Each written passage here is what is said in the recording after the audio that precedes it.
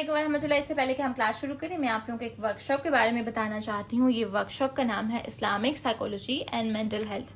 ये hope and excellence centre की तरफ से प्रोवाइड की जा रही है और ये क्लेम करते हैं कि ये एक ट्रांसफॉर्मेशनल वर्कशॉप होगी। अब जैसे कि नाम से जाहिर है, इसका मतलब है कि इनका विजन ये है कि ये आपके मेंटल हेल्थ इश्यूज़ को ट्रांसफॉर्म कर सकती है वर्कशॉप। ये 2 डेज़ की बेसिकली वर्कशॉप है और उसमें आपको बेसिक इन्फॉर्मेशन प्रोवाइड की जाएगी, खासतौर पे इस्लामिक साइकोलॉजी के बारे में। हम ये समझते हैं कि साइकोलॉजी एक वेस्टर्न सब्जेक्ट है, लेकिन ये आपको इस्लाम के साथ रिलेट करेगी, कुरान के साथ, हदीस के साथ। और सबसे मज़े की बात जो है वो ये है कि आपके मेंटल हेल्थ इश्यूज़ का सोल्यूशन प्रोवाइड किया जाएगा।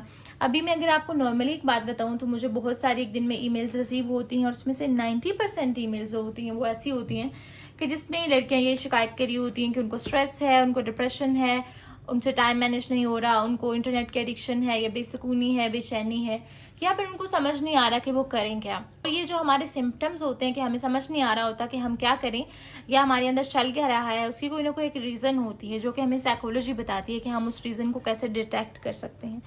अब जो सबसे मज़े की बात है इस वर्कशॉप की वो ये है कि आपको पता है कि मैं हमेशा इम्प्लीमेंटेशन पे एम्फेसाइज करती हूँ कि हम कोप कैसे करें इस प्रॉब्लम्स को।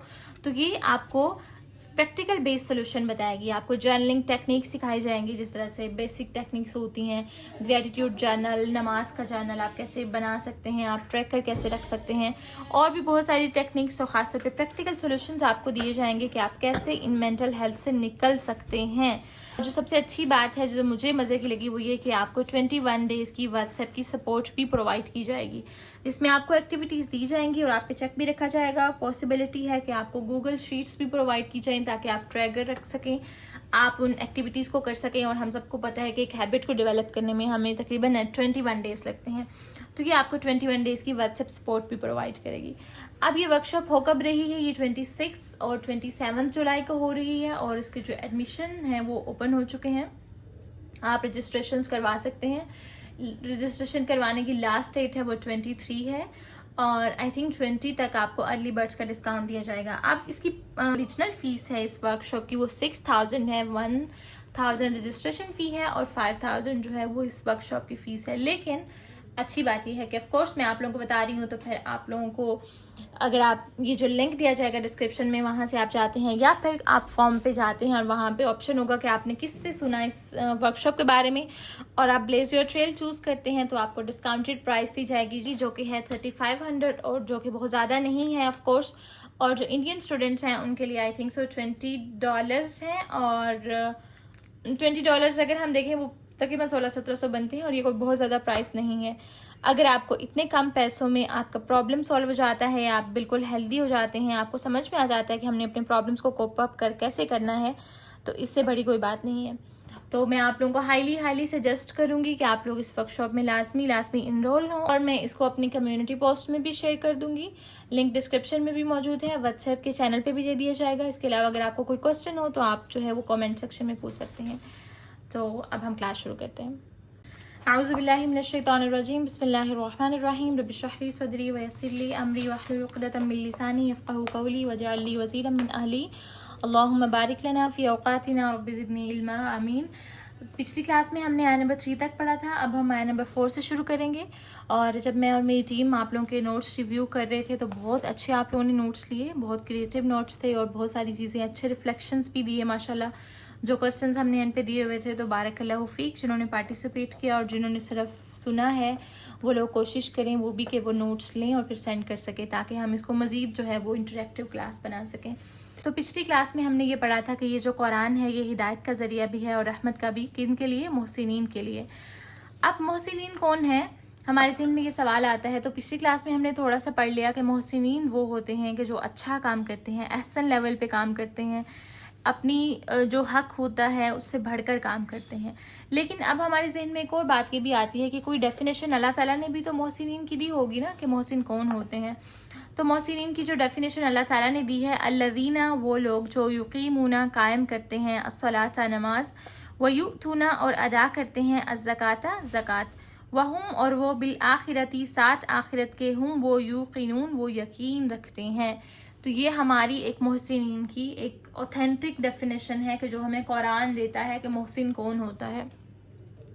अब हम इसको थोड़ा सा डिटेल में पढ़ते हैं। पहले हम रूट वर्ड्स देखेंगे और वर्ड एनालिसिस देखेंगे और फिर उसके बाद हम इसकी एक्सप्लेनेशन देखेंगे। तो अल्लज़ीना वो लोग जो युकीमूना कायम करते हैं। अब जो युकीमूना इसका रूट वर्ड होता है वो काफ वाव मीम होता है। अच्छा जी, अब जो अरबिक में रूट वर्ड होता है वो रूट वर्ड ये होता है कि जिससे डिफरेंट अल्फाज बनते हैं, यानी उसकी डिफरेंट शेप्स कह सकते हैं हम, डिफरेंट उसकी शक्लें हो सकती हैं, मीनिंग उसका सेम रहता है लेकिन वो अल्फाज मुख्तलिफ तरह से चेंज होते रहते हैं।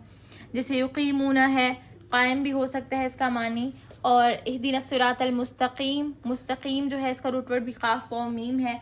अब देखिए मुस्तकीम एक डिफरेंट वर्ड है, युकीमूना एक डिफरेंट वर्ड है, हमें ऐसे लग रहा है कि डिफरेंट है लेकिन इनका रूट वर्ड काफ वाव मीम है और इसका मतलब है कि इसमें सेम मानी पाया जाएगा। एक जो फिक्स मानी होगा वो उस वर्ड में पाया जाएगा चाहे वर्ड की शक्ल कोई भी हो। तो अब युकीमिना कौम जो होता है ना, कायम होता है खड़े होना, कायम रहना उस पर। तो इसमें दो मानी पाए जाते हैं। नमाज को कायम करने से क्या मुराद है? एक मानी ये है कि दुरुस्त तरीके से अदा करना, यानी जो एग्जैक्ट हमें तरीका बताया जाता है, जो हमारे दीन में बताया गया है, जो हमें अल्लाह ताला ने एक तरीका बताया है, हमारे नबी ने हमें तरीका बताया है कि नमाज हमने कैसे कायम करनी है, तो वो हमें युकीमूना का मानी पता चला।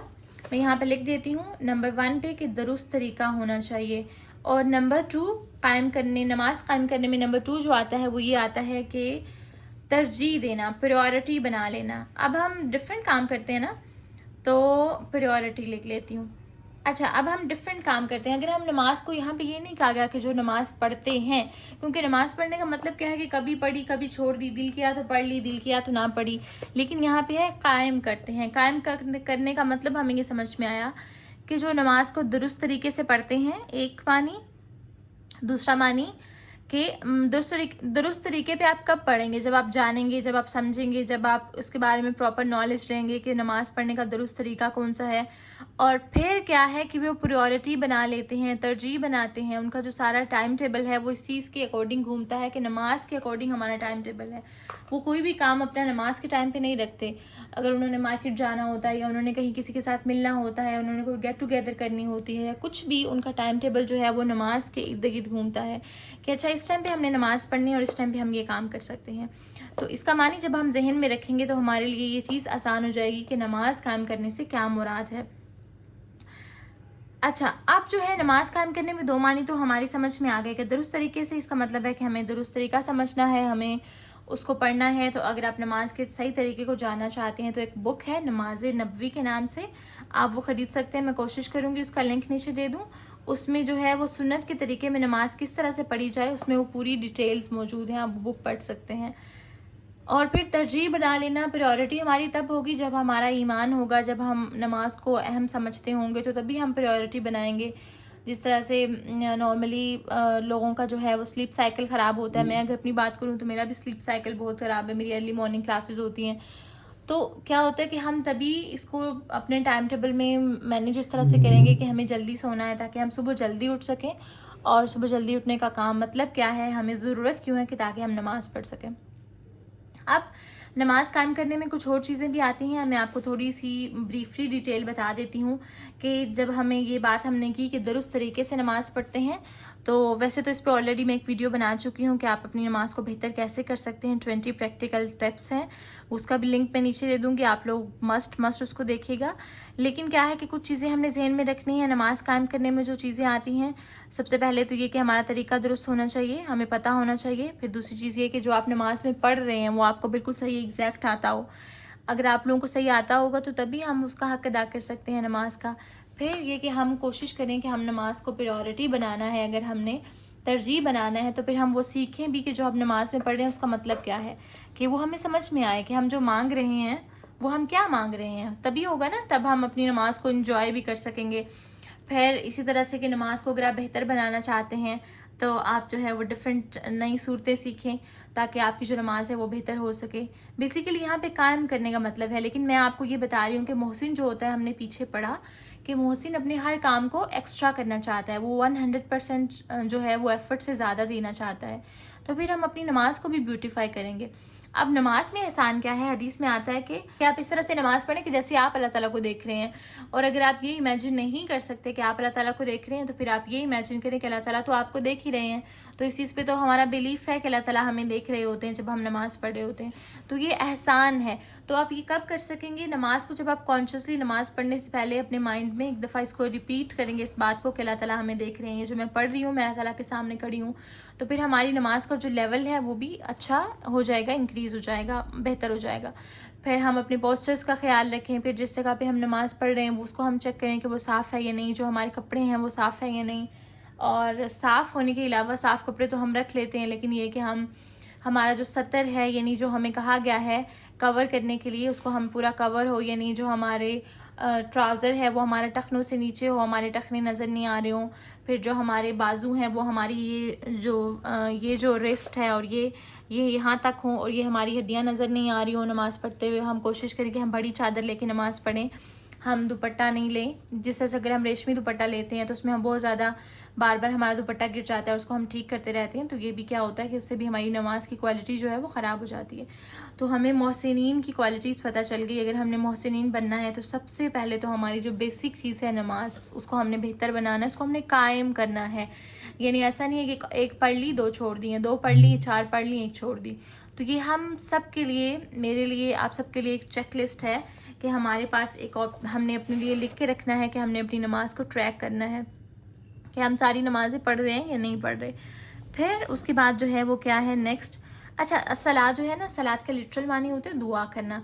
अब बहुत सारे लोग, आप कुरान की तफसीर हम चूँकि पढ़ रहे हैं तो उसमें हम थोड़ा सा ये भी डिस्कस करेंगे कि जब तक हम कुरान को नहीं समझेंगे, अगर हम ये कहेंगे, बहुत सारे लोग समझते हैं कि हमें अरबिक पढ़ लेना बस ठीक है, हम तफसीर पढ़ने की ज़रूरत नहीं है अगर हमें अरबिक आती है। तो सलाह का मानी दुआ होता है, अरबिक में लिटरल मानी जो है इसका दुआ है। तो अब अगर हम तफसीर नहीं पढ़ेंगे, अगर हम हदीस नहीं पढ़ेंगे, अच्छा बहुत सारे लोग जो है ना वो ये कहते हैं, कुछ ऐसे भी फ़िरके हैं कि जो कहते हैं कि हमारे लिए कुरान ही काफ़ी है, हदीस की हमें ज़रूरत नहीं है। अब अगर हम देखें तो कुरान में हमें नमाज का बताया गया है। पहली चीज़ तो अगर हम देखें कि कुरान ही काफ़ी है तो लिटरल मीनिंग तो उसका दुआ आता है, तो हमें कैसे पता चलेगा कि इससे मुराद नमाज है। दूसरी चीज़, चलें अगर हम इसकी ट्रांसलेशन पे रिलाई कर भी लेते हैं, हम नमाज समझ भी लेते हैं, तो कुरान तो हमें तरीका नहीं बताता नमाज का कि हमने नमाज कैसे पढ़नी है। तो जब तक हम हदीस नहीं पढ़ेंगे, जब तक हम आप सल्लम के तरीके को, सीरा को नहीं पढ़ेंगे, हम नमाज को हदीस के साथ नहीं रिलेट करेंगे, तब तक हमें कैसे पता चलेगा कि हम नमाज कैसे पढ़ें। फिर एक और सवाल ये भी बहुत सारा आता है कि क्या औरतों और मर्दों की नमाज़ डिफरेंट है? बिल्कुल भी नहीं, डिफरेंट नहीं है, क्योंकि हदीस के अल्फाज हैं कि नमाज ऐसे पढ़ो जिस तरह से तुम मुझे पढ़ते हुए देखते हो। तो पहले तो ये होता था कि जिस तरह से जमात होती थी मस्जिद नबवी में, तो पहले मर्द होते थे और फिर उनके पीछे बच्चे होते थे और फिर उनके पीछे औरतें होती थी। तो नमाज वो सारे एक ही तरह से पढ़ते थे कि जिस तरह से आप सल्लम नमाज़ पढ़ रहे होते थे, आप सल्लम ने जिस तरह से नमाज़ पढ़ के दिखाई थी तो वो वैसे ही नमाज़ पढ़ते थे। ऐसा कोई कॉन्सेप्ट नहीं है, कोई तरीका नहीं है कि मर्दों की नमाज़ अलग है और औरतों की नमाज़ अलग है। ये लोग कहते हैं कि औरतों को जो है वो पता नहीं क्या सुकड़ के नमाज़ पढ़नी चाहिए और फ़लाँ फ़लाँ बहुत सारी जो है वो मिथ्स हैं, तो उन पर हमने बिलीव नहीं करना, बल्कि हमने जो सही तरीका है नमाज़ पढ़ने का उसको हमने समझना है। तो हमारे लिए एक टारगेट ये हो गया। अब दूसरा टारगेट क्या है, वह यूतून ज़का, और वो अदा करते हैं ज़कात को। अब लेकिन ये जो सूरत है कि मक्की सूरत है और उस टाइम पे ज़कात का हुक्म ज़कात के एग्जैक्ट मानी में नहीं था, क्योंकि ऐसे अहकामात आए थे हमारे दीन के। लेकिन ज़कात का जो एक मानी होता है वो नफली सदक़ात भी होता है, जैसे हम सदका देते हैं ना। तो अगर हम देखें, जैसे अभी आप लोगों में से डिफरेंट लोग देख रहे होंगे, कुछ लोगों पे ज़कात वाजिब हो चुकी होती है और कुछ लोग जो है नॉर्मली, जिस तरह से हम स्टूडेंट्स हैं, हम जो यंग जनरेशन हैं, उन पे क्या है कि वो फिर क्या करें कि वो अपनी ज़कात क्या हो सकती है कि वो नफली सदक़ात दें। हम इसको यहाँ पे सदका के मीनिंग में देखेंगे। और सदक़े के बारे में आता है कि सदक़े के बहुत सारे जो हैं वो फ़ायदे हैं। सदका बलाओं को टालता है, आपकी जो आजमाइश आती है उसको टाल देता है, सदका बुरी मौत से बचाता है। इसी तरह समटाइम्स लोगों का अचानक से उनका एक्सीडेंट हो जाता है, या कोई भी तरीका हो सकता है कि अचानक से आपकी मौत हो जाती है, तो बुरी मौत से हमें अल्लाह ताला से पनाह मांगनी चाहिए। तो सदका जो है वो आपको बुरी मौत से बचाता है। फिर सदका की जब बात आती है तो सदक़े से मुराद सिर्फ माली सदक़ात तो होते ही हैं, कि जिस तरह से अगर आप पैसे दे सकते हैं तो बहुत अच्छी बात है, पैसे दें। अच्छा, जब सदक़ात की बात आती है ना, तो सबसे ज़्यादा पैसे पे क्यों प्रेशराइज़ किया जाता है? तो अगर हम देखें तो हमारी सबसे जो ज़्यादा कीमती और प्यारी चीज़ होती है वो हमें क्या होती है? पैसा। हमें सबसे ज़्यादा मुश्किल लगता है पैसा दूसरों पे खर्च करना। अपनी ज़ात पे तो हम खुशी-खुशी खर्च कर लेते हैं ना, हमें बहुत मज़ा आता है, हमें अच्छा भी लगता है। लेकिन दूसरों की ज़ात पे खर्च करना सबसे मुश्किल चीज़ होती है। दूसरों पे स्पेंड करना, दूसरों को कुछ लेके दे देना, सदक़े में आता है। तो अगर तो आपके पास जो है वो आप अफ़ोर्ड कर सकते हैं तो लाज़मी दें। अच्छा, सदक़े की जब बात आती है ना, तो एक और चीज़ जो हमें अल-हुदा में सिखाई जाती थी वो ये थी कि हम बिल्कुल थोड़े से स्टार्ट करें। हमारी हर क्लास में एक सदका बॉक्स लगाया जाता था, तो हम कोशिश करते थे कि हम चेंज ले लें। जैसे हमारे पास 100 रुपीज़ है तो हम चेंज ले लें, क्योंकि हमें पता है कि अल्लाह ताला हमारी अमाउंट नहीं देख रहे कि हम कितने पैसे दे रहे हैं, बल्कि क्या देखा जा रहा है कि आप डेली दे रहे हैं या नहीं। एक तो ये क्योंकि अल्लाह ताला को वो काम, वो अमल ज़्यादा पसंद है जो आप कंसिस्टेंसी से कर रहे हैं, जो मुस्तकिल मिजाजी से कर रहे हैं। तो चाहे अगर आप 1 रुपये ही दे रहे हैं, 5 रुपये ही दे रहे हैं, लेकिन डेली दे रहे हैं, तो वो आपका ज़्यादा उसका सवाब होगा, ज़्यादा अल्लाह ताला की नज़र में महबूब होगा, बजाय ये कि आप एक दिन आप पूरा 1000 दे देते हैं या पूरा एक दिन 100 रुपये दे देते हैं और बाकी कुछ दिन नहीं देते। यही नहीं कह रही कि उसका सवाब नहीं होगा, लेकिन 2 डिफरेंट चीज़ें हैं। तो एक तो ये कि आप जो है वो अपने लिए टारगेट ये भी सेट कर सकते हैं कि मुझे डेली के 5 रुपीज़, देखिए पॉकेट मनी आपको मिल ही जाती होगी ना, अगर 50 मिलती है, 100 मिलती है, उसमें से 5 रुपीज़ तो आप निकाल ही सकते हैं। आप चेंज लेके रख लें और फिर आप अपना कोई सदका बॉक्स बना लें। और अगर आप लोग जो है वो ऑनलाइन ट्रांसफ़र कर सकते हैं, आपकी बैंक की ऐप है वहाँ पे ट्रांसफ़र कर दें। आजकल तो बहुत सारी ऐप्स भी हैं, लेकिन अगर आप ऐसे कुछ नहीं कर सकते तो आप अपना सदका बॉक्स बना सकते हैं। कोई भी बॉक्स ले लें, उस पर सदका बॉक्स लिख दें और डेली के 5 रुपीज़ उसमें डालते जाएँ और फिर 1 मंथ के बाद जब उसमें कुछ ज़्यादा पैसे जमा हो जाएँ तो आप किसी ज़रूरतमंद को जाके दे दें। तो ये भी क्या है कि आपकी एफ़र्ट को शो कर रहा है। तो ये काम आप लोगों ने लाज़मी करना है कि आपका होमवर्क है। कोशिश करेंगे जब आप लोग होमवर्क करें, अपने नोट्स लें, तो आप जो भी सदका बॉक्स बनाएं उसकी पिक्चर्स भी हमारे साथ शेयर करें, ताकि दूसरे लोग भी जो है वो मोटिवेट हों। और दूसरा जो है वो आपने अपना नमाज का जर्नल भी प्रिपेयर करना है, ट्रैकर प्रिपेयर करना है 1 वीक के लिए। आप कैसे कर सकते हैं? अच्छा, नॉर्मली मैं कैसे करती हूँ, मैं इस तरह से करती हूँ कि ये मेरा जर्नल है जिसमें मैं प्लानिंग करती हूँ डेली की और मतलब मंथ की और वीक्स की प्लानिंग करती हूँ। तो ये मैंने इसका लिखा हुआ है, लेकिन अभी तक मैंने इस पर टिक नहीं लगाई हुई, दरमियान में भूल जाती हूँ। तो आप लोगों ने सिंपल क्या करना है कि आप लोगों ने हैबिट्स लिखनी है और फिर उसके बाद जो है वो आप लोगों ने ना डेट्स लिख लेनी है और फिर वहाँ पे टिक लगाते जाना है। सिंपल यही काम कर सकते हैं आप, इजी भी है। तो इस तरह से आपने अपना हैबिट ट्रैकर बनाना है। इसके अलावा अगर आप लोग देखेंगे यूट्यूब पे भी, तो आप लोगों को बहुत सारे सलाह हैबिट ट्रैकर्स भी मिल जाएंगे, आप वो भी कर सकते हैं। अच्छा जी, अब उसके बाद क्या है, 2 क्वालिटीज़ हमने पढ़ ली, नमाज कायम करते हैं और दूसरा ज़कात देते हैं।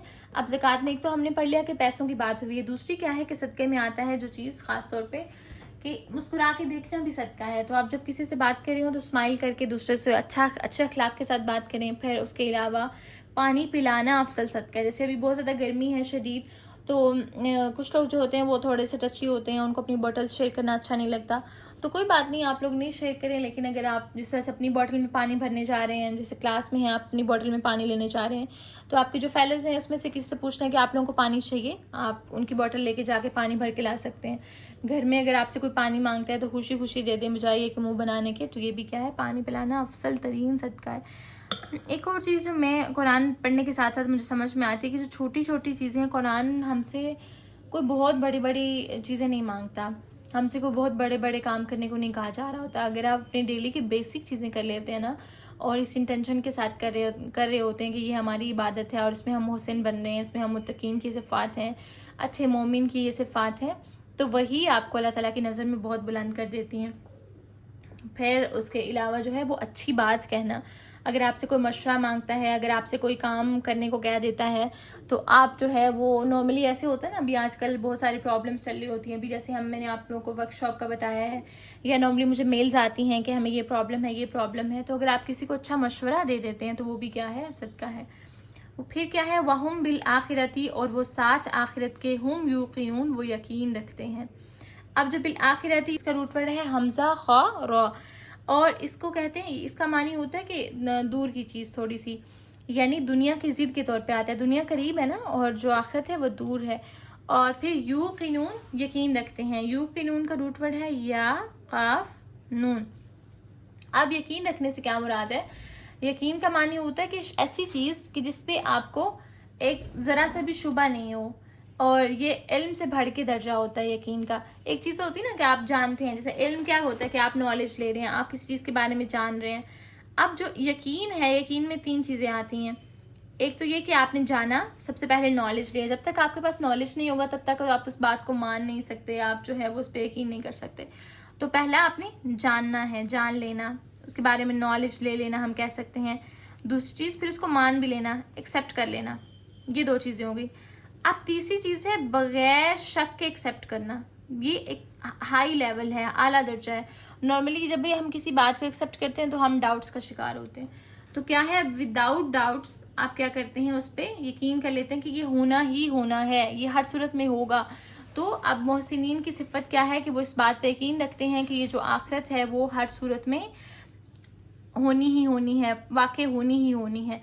तो अब मोहसिन जो है, अब आखिरत की बात यहाँ पे क्यों आई है? हम नॉर्मली अगर इंसान अपने आप को चेक करें तो हम कोई काम तभी करते हैं जब हमें पता होता है कि उसका एंड रिजल्ट आना है, कुछ ना कुछ हमसे पूछताछ होगी, हमसे पूछा जाएगा। हमें कोई टेस्ट अगर हम दे रहे होते हैं, नॉर्मली हमारा टेस्ट सिस्टम क्यों है कि हम पढ़ेंगे तभी ना जब हमें पता होगा कि हमने कोई टेस्ट देना है, हमने उसमें से पास होना है। तो इसी तरह आखिरत का कॉन्सेप्ट इसीलिए है कि अगर हम नमाज़ पढ़ रहे हैं, नमाज भी हमारे लिए तभी पढ़ना आसान होगी जब हमें पता होगा कि हमसे एट द एंड पूछा जाएगा। और फिर मुख्तलिफ अहादीस से हमें पता चलता है कि क़यामत के दिन सबसे पहला सवाल हमें नमाज के बारे में किया जाएगा।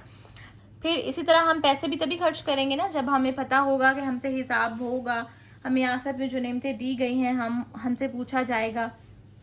और ये सारी चीज़ें तब हम कर सकेंगे जब हम पूरा यकीन होगा।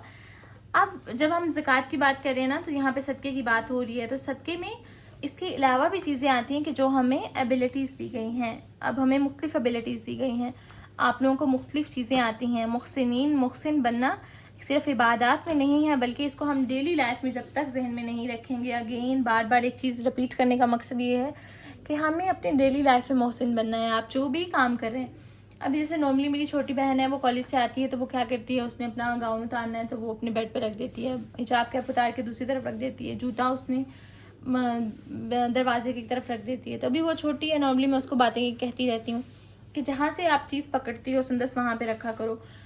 तो ये चीज़ें आपको घर पे भी आपके घर वाले कह रहे होंगे, आपकी अम्मी कह रही होंगी, वो आपसे तंग होगी कि आप किचन से एक चीज़ उठा के लेके आते हैं और वापस आके उसको नहीं रखते वहाँ पे।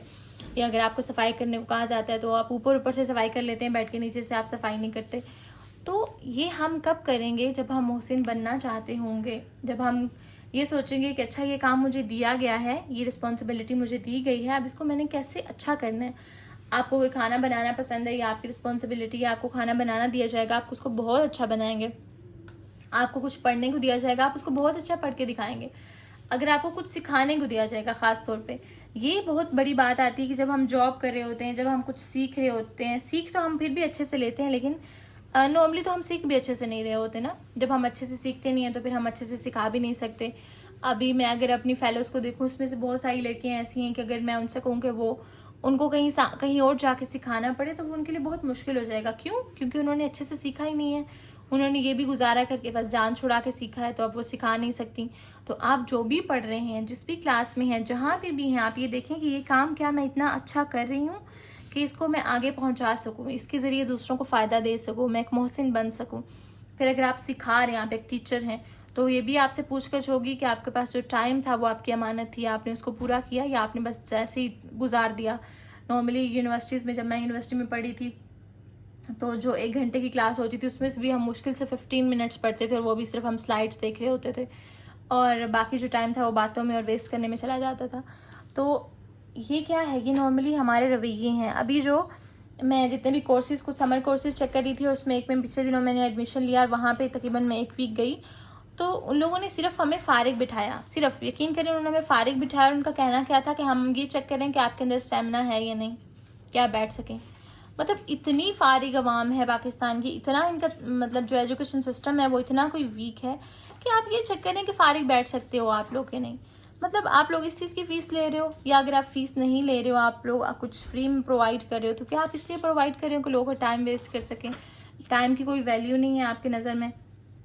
तो अब जब अगर हमें पता होगा कि हमारा एक एक जो वक्त है, एक एक मिनट है वो कीमती है, तो तभी हम उसको ज़्यादा अच्छे से दे सकेंगे, उसको हम वो काम कर सकेंगे। और ख़ास तौर पे जब हमें यकीन होगा कि हमने आखिरत के दिन अल्लाह ताला को हिसाब देना है, तो फिर हम उसको अच्छे से बेहतर तरीके से कर सकेंगे। तो हमने मेन हर चीज़ में अपने मेन जो आपका क्वेश्चन है, जो आपके बारे में चेकलिस्ट है आपके पास, आपने अपने आप से हर काम करने से पहले पूछना है कि क्या अगर मैं अपने आप को मोहसिनीन की कैटेगरी में रखूं, तो क्या मैं मोहसिन के लेवल पे ये काम कर रही हूँ। नमाज़ पढ़ने से पहले अपने आप से सवाल करें, नमाज़ पढ़ के अपने आप से सवाल करें क्या मैंने एक मोहसिन के लेवल की नमाज़ पढ़ी है।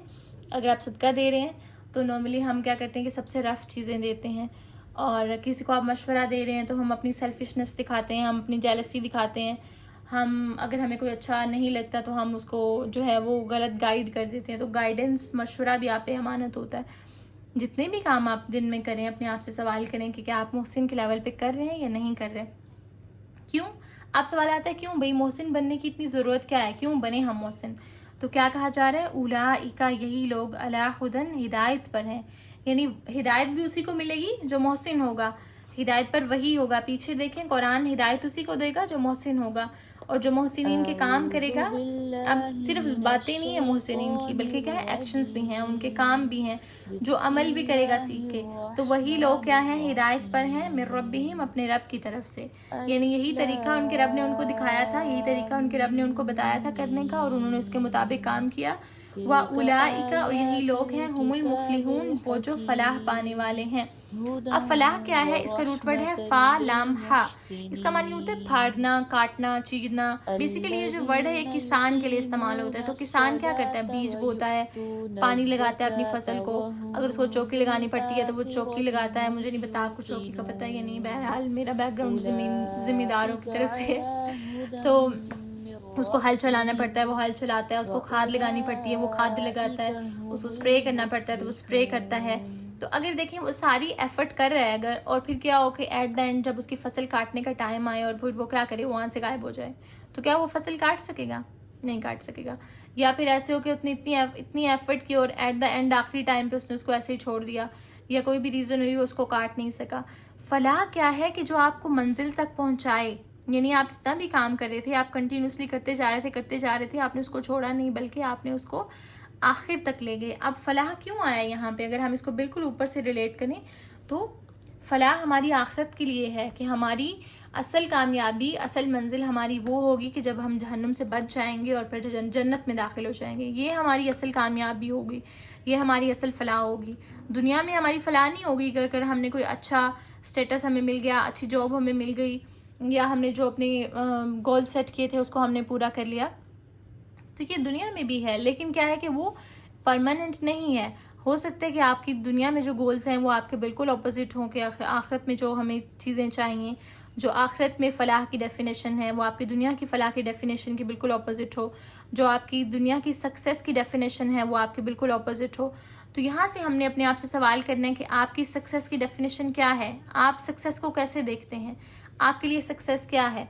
तो आपने अपने आप से सवाल करना है और फिर आपने इस पर रिफ्लेक्ट भी करना है और कोशिश करनी है बार बार आयात सुने। तो मैं आप लोगों का होमवर्क रिकॉल कर देती हूँ। सबसे पहले आपने अपना नमाज का ट्रैकर बनाना है और फिर अपनी नमाज़ों के बारे में चेक रखना है। हर नमाज के बाद अपने आप से पूछना है क्या आपने मोहसिन के लेवल पे नमाज़ पढ़ी थी या नहीं पढ़ी थी, और क्या आप पूरी नमाज़ें पढ़ रहे हैं या नहीं पढ़ रहे, आपकी नमाज़ें अच्छी हो रही हैं या बुरी होती जा रही हैं। दूसरी चीज़, कुछ ना कुछ सदका देना है, कुछ ना कुछ, चाहे बात करना, चाहे पानी पिलाना, कुछ ना कुछ आपके दिन में शामिल होना चाहिए, पैसे कुछ थोड़े देना। फिर जब आप कोई काम करें तो अपने आप से पूछें कि ये मैं किस लिए कर रही हूँ, ये जो मैं नेकी कर रही हूँ क्या मैं दुनिया के लिए कर रही हूँ, लोगों को दिखाने के लिए कर रही हूँ, या दुनिया में इसका अजर चाहिए, लोगों से अप्रिशिएशन चाहिए, लोगों से वैलिडेशन चाहिए, या फिर बेसिक जो मेरा जो है वो इंटेंशन है वो आखिरत के लिए है। और फिर आपने अपने आप से पूछना है कि मेरी जो है वो सक्सेस की डेफिनेशन क्या है, मैं किसको सक्सेस समझती हूँ अपनी ज़िंदगी में। और इन क्वेश्चंस को आपने आंसर करना है और अगले पूरे वीक में आपने कोशिश करनी है कि इन चीज़ों पे आप लोग लास्ट में रिफ्लेक्ट करें, काम करें और सोचें। जज़ाकुमुल्लाह खैरन कसीरा, सुब्हानकल्लाहुम्मा व बिहम्दिका, अशहदु अल्ला इलाहा इल्ला अंता, अस्तगफिरुका व अतूबु इलैक। अस्सलामु अलैकुम व रहमतुल्लाह।